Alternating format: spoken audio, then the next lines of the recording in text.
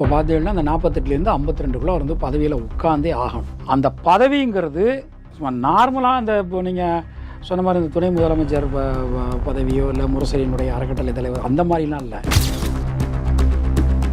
இவருடைய ஜாதகத்திலும் செவ்வாய் வீக். உதயநிதி ஸ்டாலினுடைய ஜாதகத்தில் செவ்வாய் வீக். ஆனால் சூரியன் பலமாக இருக்கார், குரு பலமாக இருக்கார், சனி பலமாக இருக்கார். அது திமுக தலைவர் பதவினாலும் சரி, இல்லை தமிழ்நாட்டினுடைய முதலமைச்சர்னாலும் சரி, மிகப்பெரிய போராட்டங்களை சந்திக்கும். மிகப்பெரிய போராட்டங்கள்னால் அவர் எப்படி சொல்றது, கண்டிப்பான முறையில் இருக்கும். அதுதான் நான் சொல்ல வந்தேன். அபிமன்யு வீக சக்கரத்தில் மாட்டின மாதிரி தான் அண்ணன் உதயநிதி வந்து அந்த தலைமை பதவிக்கு வந்தோடனே மாட்டிப்பார். 8 திசைகளிலிருந்தும் எந்த திசையிலிருந்தும் கத்தி வரலாம். அவருடைய ஜாதக அமைப்பே அது. இவருடைய குடும்பத்தில் இருக்கக்கூடிய பகையை சமாளிக்கிறது தான் இவருக்கு வந்து ஒரு பெரிய போராட்டமாக இருக்கும். அவருடைய ஜாதகம் வந்து அதுதான் சொல்கிறது. மிக மிக மிக மிக நெருங்கிய உறவினர்களால் அவருக்கு வந்து பிரச்சனைகள் வரும். அந்த மாதிரியான அமைப்பு அண்ணன் உதயநிதி ஜாதகம், அண்ணன் விஜயனுடைய ஜாதகம், 2 ஜாதகம் நீங்கள் கம்பேர் பண்ணிங்கன்னா 2 பேர் ஜாதகத்திலையும் ஒரே சேமாக இருக்கக்கூடிய ஒரே விஷயம், 2 பேர் ஜாதகத்திலுமே செவ்வாய் வந்து வலு இல்லை. 2 பேர் ஜாதகத்தில் எது ஒரு ஒரு ஒரு ஒரு அதாவது ஒரு 2-3 பாயிண்ட் வந்து எது நமக்கு வெற்றி பெறது அப்படின்னா, இவர் ஜாதகத்தில் குரு வலிமை.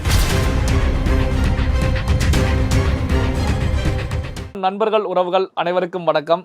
இன்று நம்மோடு இணைந்திருப்பவர் பரம்பரை ஜோதிடர் பெருங்குளம் ராமகிருஷ்ணன் அவர்கள். வணக்கம் சார். வணக்கம். இப்போ 2026 சட்டமன்ற தேர்தல் நெருங்கி கொண்டிருக்கிறது. தமிழக அரசியல் களமே வேகம் எடுத்து போய்கிட்டு இருக்கு. இப்படியான சூழ்நிலையில் தான் தமிழகத்துடைய துணை முதலமைச்சர் உதயநிதி ஸ்டாலின் அவருடைய ஜாதகம் எப்படி இருக்கிறது, 2026 தேர்தலில் என்ன நடக்க இருக்கிறது, என்ன காரணம் அப்படின்னா, இப்போ 2026 தேர்தலில் உதயநிதி ஸ்டாலின் அவர்கள் முதலமைச்சராக வந்து விடுவார் அப்படிங்கிற கருத்துக்கள் கூட முன்வைக்கப்பட்டு கொண்டிருக்கிறது. தேர்தல் முடிந்த பிறகு முதலமைச்சராக வருவாங்க, இல்லை முன்னாடி வருவாங்க, முதல்வர் ஸ்டாலின் அவர்கள் உதயநிதி ஸ்டாலின் அவர்கள்ட்ட முதலமைச்சர் பதவியை கொடுத்துருவாங்க அப்படிங்கிற கருத்துக்கள் எல்லாம் முன்வைக்கப்படுது.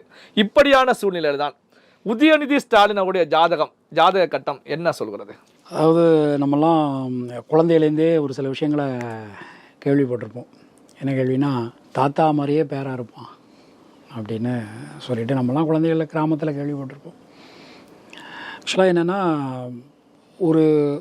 இந்த ஜோதிடத்தில் ஒரு விஷயம் இருக்குது. இப்போ என்னென்னா, இப்போ நான் ராமகிருஷ்ணன் இருக்கேன் அப்படின்னா, ராமகிருஷ்ணன் யார் அப்படின்னா, ராமகிருஷ்ணன் அவருடைய அப்பா, அவள் அப்பா அம்மா, ராமகிருஷ்ணனுடைய அம்மா, அவள் அப்பா அம்மா, ராமகிருஷ்ணனுடைய பூர்வஜன், இந்த 7 பேருனுடைய கலவை தான் ராமகிருஷ்ணன். அப்போ ஒரு குழந்தை அப்படின்னு எடுத்துக்கிட்டோம்னா, அந்த குழந்தைக்கு இந்த 7 பேரினுடைய ஒரு விஷயம்தான் வருது. இந்த 7 பேரில் அந்த குழந்தை யார் அப்படின்னு நம்ம வந்து ஜாதகத்தில் எடுப்போம்.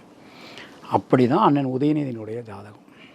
அண்ணன் உதயநிதியினுடைய ஜாதகம் எடுத்துக்கிட்டிங்கன்னா, அவர் யார் அப்படின்னா, அவங்க தாத்தாவினுடைய அமைப்பு அப்படியே அவருக்கு இருக்குது.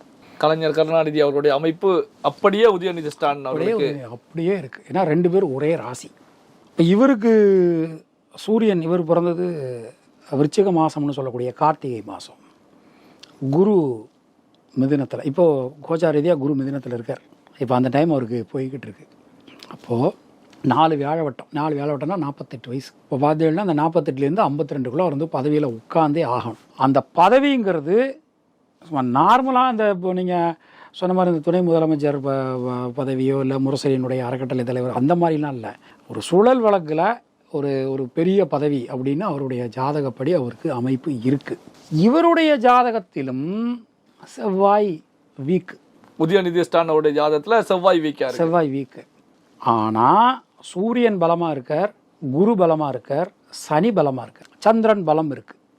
அப்போ நீங்கள் மற்ற விஷயங்கள் எல்லாமே பலமாக இருக்குது. அதனால் இந்த செவ்வாயினுடைய பலம் குன்றி காணப்படுறது அப்படி. இப்போ அவர் என்னைக்கு தலைமை பதவிக்கு வராரோ அந்த நிமிஷத்துலேருந்து அவருக்கு போராட்ட களமாக அந்த வாழ்க்கை வந்து மாறிடும்.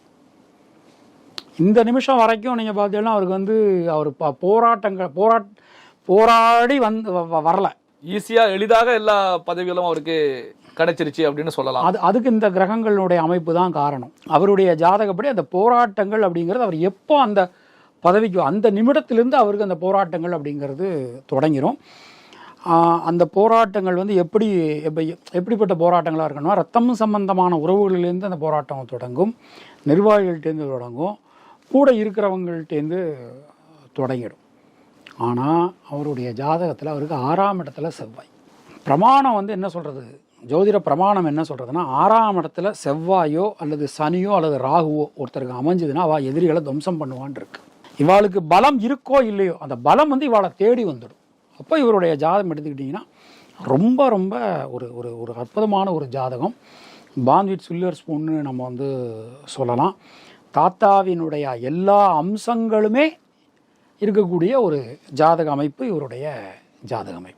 இப்போ உதயநிதி ஸ்டாலின் அவருடைய ஜாதகத்தின் அடிப்படையில் இப்போ 2026 தேர்தலில் திமுக கட்சி எப்படி இருக்கும், என்ன காரணம் அப்படின்னா அடுத்து திமுகவுடைய முகம் உதயநிதி ஸ்டாலின் தான். அப்போ உதயநிதி ஸ்டாலின் அவருடைய ஜாதகத்தின் அடிப்படையில் திமுக கட்சி எப்படி இருக்கும், என்ன மாதிரி களத்தில்? அதுதான் நான் அப்போதே வந்து சூசகமாக ஒரு வார்த்தை சொன்னேன். அவர் எப்போ தலைமை பதவிக்கு வராரோ அந்த நிமிஷத்துலேருந்து அவருக்கு போராட்டங்கள் ரொம்ப ரொம்ப ஜாஸ்தியாக இருக்கும். அது திமுக தலைவர் பதவினாலும் சரி, இல்லை தமிழ்நாட்டினுடைய முதலமைச்சர்னாலும் சரி, மிகப்பெரிய போராட்டங்களை சந்திப்பார். மிகப்பெரிய போராட்டங்கள்னால் அவர் எப்படி சொல்கிறது, சரியானபடி நேரத்துக்கு சாப்பிடவும் முடியாமல் தூங்கவும் முடியாத அளவுக்கு போராட்டங்களை அவர் வந்து சந்திப்பார். இப்போ இரத்த உறவுகள் அப்படிங்கிற ஒரு கருத்தையும் முன் வச்சிங்க. அந்த போராட்டங்கள் அப்படிங்கும்போது இரத்த உறவுகள் மூலமாகவும் இருக்கும், அதே நேரத்தில் வந்து நிர்வாகிகள் மூலமாகவும் இருக்கும் அப்படின்னீங்க. இப்போது ஸ்டாலின் அவர்கள் கட்சியில் முன்னிலைப்படுத்தி மேல் நோக்கி வரும்போது தான் அங்கே வந்து அண்ணன் தம்பி அப்படிங்கிற ஒரு பிரச்சனை பெரிய அளவில் இருந்தது. மு.க. அழகிரி, மு.க. ஸ்டாலின் அப்படின்னு சொல்லி பிரச்சனை இருந்தது. அதே போன்று குடும்ப பிரச்சனைகள் உதயநிதி ஸ்டாலின் அவர்களுக்கு பெரிய அளவில் இருக்கும் அப்படின்னு சொல்கிறீங்களா? 100% இருக்கும், கண்டிப்பான முறையில் இருக்கும். அதுதான் நான் சொல்ல வந்தேன். அபிமன்யு வீக சக்கரத்தில் மாட்டின மாதிரி தான் அண்ணன் உதயநிதி வந்து அந்த தலைமை பதவிக்கு வந்தோடனே மாட்டிப்பார். 8 திசைகளிலிருந்தும் எந்த திசையிலிருந்தும் கத்தி வரலாம். அவருடைய ஜாதக அமைப்பே அதுதான். இப்போ 48 வயசுலேருந்து 52 வயது இதுக்குள்ள ஒரு உயரிய இடத்துல இருக்கணும் அப்படிங்கிற கருத்துக்கெல்லாம் முன் வச்சிங்க. இது வந்து கட்சி பதவி அப்படின்னு எடுத்துக்கவா, இல்லை வந்து ஒரு ஆட்சி அதிகார பதவி அப்படின்னு புரிந்து கொள்வதா, எப்படி? 2026 தேர்தலுக்கான ஒரு முக்கியமான முன்னோட்டமாக நம்ம வந்து பேசுகிற மாதிரி இருக்குது. 2026 ஒரு பெரிய பதவியில் அவர் கண்டிப்பான முறையில் உட்காருவார். மிகப்பெரிய பதவியில் உட்காருவார். முதலமைச்சருக்கு இணையான பதவி 2026 அவருக்கு காத்துக்கிட்டு இருக்கு. இப்போ உதயநிதி ஸ்டாலின் அவர்களை பொறுத்த வரைக்கும் அவருக்கு எதிராக அவருடைய குடும்பத்தில் இருந்து, அதாவது முதல்வர் ஸ்டாலின் அவருடைய குடும்பத்தில் இருந்து அவருக்கு எதிரியாக தேர்தல் களத்தில், அரசியல் களத்தில் யாராவது வருவாங்களா?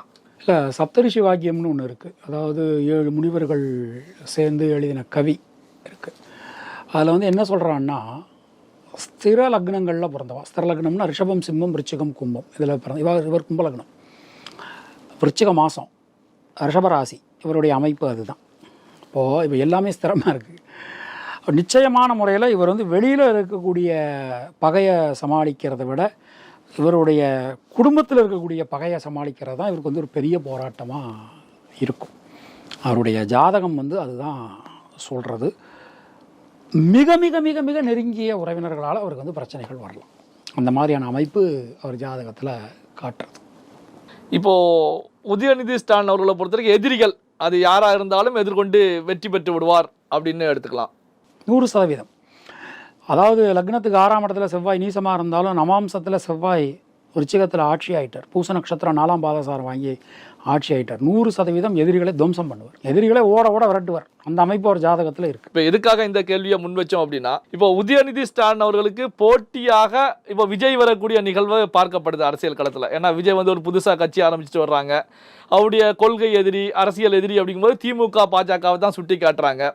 அப்போ திமுகக்கு எதிரான கருத்துக்களை வந்து விஜய் அள்ளி வீசிக்கிட்டு இருக்காங்க. அப்போ விஜய் அவர்களுடைய வருகை உதயநிதி ஸ்டாலின் அடுத்த கட்டத்துக்கு செல்வதற்கு ஏதாவது தடையை ஏற்படுத்துமா, இல்லை இதில் உதயநிதி ஸ்டாலின் அவருடைய ஜாதகம் அதை வெற்றி பெற்று விடுமா, எப்படி பார்த்து? அண்ணன் உதயநிதி ஜாதகம், அண்ணன் விஜயனுடைய ஜாதகம், 2 ஜாதி நீங்கள் கம்பேர் பண்ணீங்கன்னா 2 பேர் ஜாதகத்திலையும் ஒரே சேமாக இருக்கக்கூடிய ஒரே விஷயம், 2 பேர் ஜாதகத்திலுமே செவ்வாய் வந்து வலு இல்லை. இது ஃபஸ்ட்டு பாயிண்ட். ஸோ 2 பேரும் ஈக்குவலான ஒரு போட்டியாளர்கள் தான் இந்த செவ்வாய் பாயிண்ட் ஆஃப் வியூவில். அதே வேளையில் 2 பேர் ஜாதகத்தில் இன்னொரு சமமான பாயிண்ட் ஒன்று இருக்குது.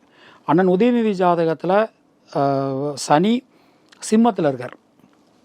சிம்மம் அவருக்கு பகை வீடு சனிக்கு. அண்ணன் விஜய் ஜாதகத்தில் சனி சூரியனோடு சேர்ந்ததுனால சனி அஸ்தங்கமாயிட்டார். அப்போ 2 பேர் ஜாதகத்திலுமே சனியும் வந்து வலுகுன்றி காணப்படுறார்.